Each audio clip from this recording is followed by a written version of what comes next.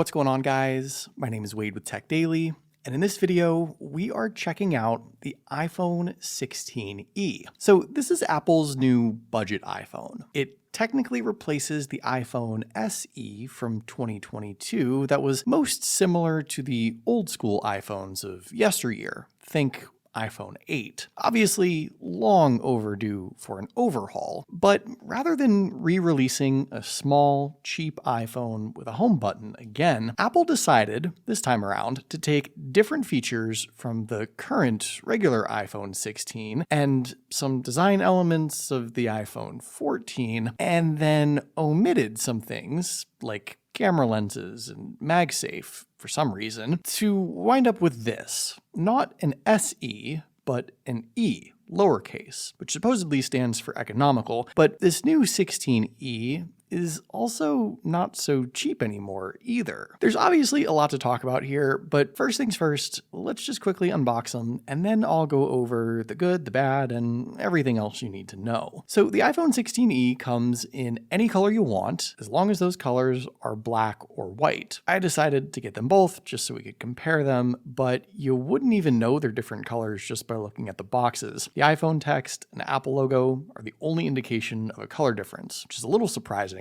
Not even the phone's wallpapers are different. But sliding off the lid, there are the new iPhone 16s, all monochromatic looking. And as far as what all comes included, well, you do get the nice nylon braided USB-C cable, which is cool. This is probably the most premium cable included with any smartphone still nowadays. And then just a small stack of paperwork, which tragically no longer includes those iconic Apple stickers. Now, as I peel back that last protective layer and power them on, I want to talk about pricing because this is just the first of many controversial aspects with this 16e. You guys might remember that the previous iPhone SE was truly a cheap iPhone. I mean, it started at $429 in 2022, which was $30 more than the previous 2020 iPhone SE, but still well under $500, when the rest of Apple's lineup is $800 or more. This new iPhone 16e, however, well, it's now a $600 device. That evens out Apple's pricing structure for the current 16 lineup. There's technically a $200 difference as you jump from tier to tier, but it's pretty pricey considering what it technically replaces. And it's only $100 cheaper than the iPhone 15, which Apple still sells. And arguably,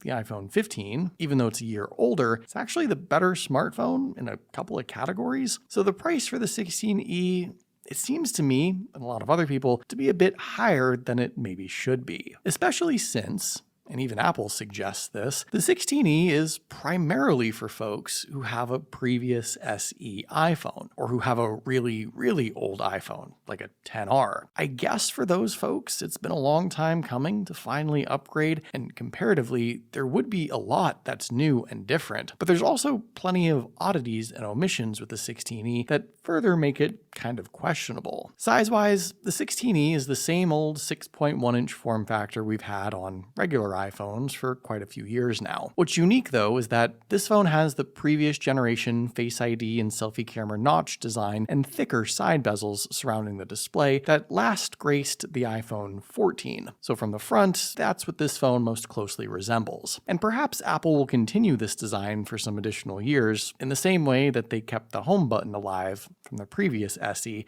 for probably way too long. In any event, I don't think it's a huge miss not having the dynamic island notch. And again, I also don't think Apple expects anyone to go backwards to this phone if they have a newer iPhone currently. Around back, the black or white finish is frosted glass, and the all-aluminum frame finishes off the premium Apple build that you'd expect on an iPhone. With the design and the materials, there's definitely nothing cheap or budget there. And in the hand, with the flat sides especially, this 16e, again, most closely resembles the iPhone 14, I'd say, if you ignore that lonely little camera lens. More on that in a moment. Taking a quick look around, on the left side, you do have your volume buttons as well as the action button, which we've had on the last few generations of iPhones, but it's technically a new feature on this tier. On the right, there's just the power button, no camera control button on this phone, which I am totally okay with, nothing on the top, and at the bottom, the USB-C charging port flanked by a couple of speakers and a microphone. And around back, probably the biggest limitation with this 16E, just that single 48 megapixel camera. Now, as far as the screen and the viewing experience,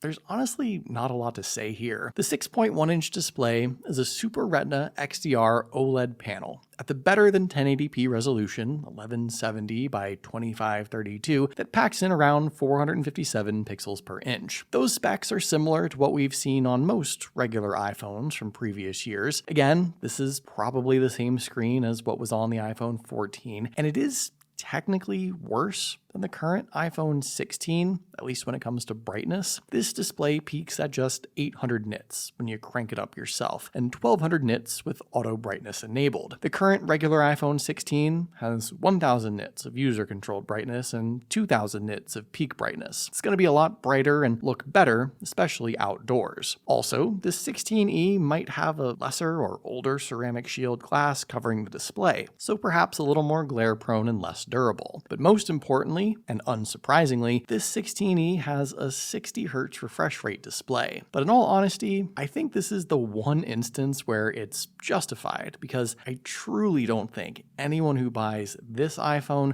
would ever care about the refresh rate. The viewing experience overall seems good enough for folks to watch their content or scroll through social media. It's still an XDR OLED panel, so it's colorful and vibrant. That's probably the only thing that matters here. You also have a dual speaker setup for your out loud listening pleasure. It's the exact same as any other iPhone, and I won't cause you any distress with a sound sample this time. So inside this 16E, Apple chose to use their current Gen A18 Bionic processor along with 8 gigabytes of RAM. That's technically the same internal setup as the regular iPhone 16, and performance-wise, you're getting nearly a current, fast flagship experience. The processor itself is slightly nerfed though, so it's not a perfect one-to-one comparison to the regular iPhone 16, though I doubt anyone would notice day to day. And what's most interesting is that even this budget iPhone is set up with all things Apple Intelligence. Now, I'll leave my opinions on Apple's AI for a different video, but I do recognize the fact that this will put Apple Intelligence into the hands of even more people and introduce a lot of those software features to folks who otherwise might not have had them for years to come if they chose, say, an iPhone 13 or iPhone 14 instead of this 16E. I personally don't think Apple Intelligence is a selling point for this 16E per se. I don't consider it a selling point for any iPhone at all, honestly, but it's a perk, I suppose. And considering Apple's propensity to keep updating older iPhones for years and years, I also suspect this 16E will keep getting new iOS versions with new features for a long time. So your money is well spent in the long run. And overall, while Apple absolutely could have just stuck some older processor inside this phone, and I don't think anyone would have been surprised to see that, they chose not to. And it's the performance potential that's probably the saving grace with this phone overall, but I'm not sure it's entirely enough to justify its existence, sadly. Sorry, 16E. Also, inside this new phone is, weirdly enough, a slightly larger battery, 3,961 milliamp hours compared to 3,561 milliamp hours in a regular iPhone 16, and bigger still than the iPhone 15, and obviously significantly bigger than any older SE. That's great. I don't know that the couple hundred extra milliamp hours amount to too much, but bigger is better, no matter the difference. The controversial thing here is that for some reason, Apple decided to not give the 16E MagSafe. Now, you need to understand that the 16E supports wireless charging.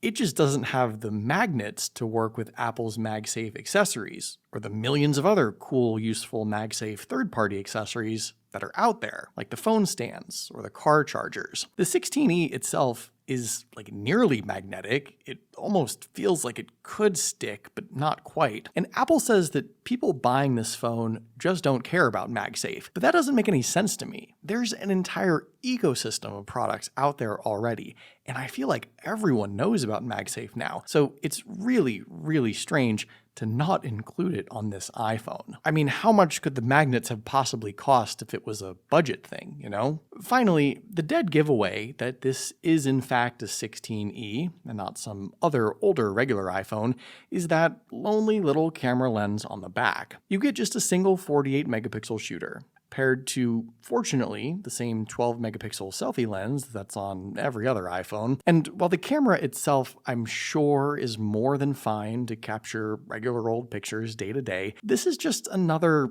odd limitation for this phone. When you consider the fact that a simple secondary wide-angle lens would have added so much functionality, and that cameras as a whole have been just such a huge part of the iPhone's overall feature set and upgrades the last 3 or 4 years. Given Apple's assumptions that only former SE owners are buying this phone, I suppose they won't know any better anyway. One lens is all they've ever used, and perhaps pictures and videos aren't a priority in that case. But still, considering how much more money this budget iPhone is now, I think a decent camera setup should have been a given, though if it were any better, I also suppose there'd be no reason to opt for the regular 16, so perhaps that's the whole point in the end with using just one single lens. So here's my quick day one summary on this new 16E. On the one hand, it's great that Apple is continuing this tradition of offering a cheap iPhone, but it ain't that cheap now.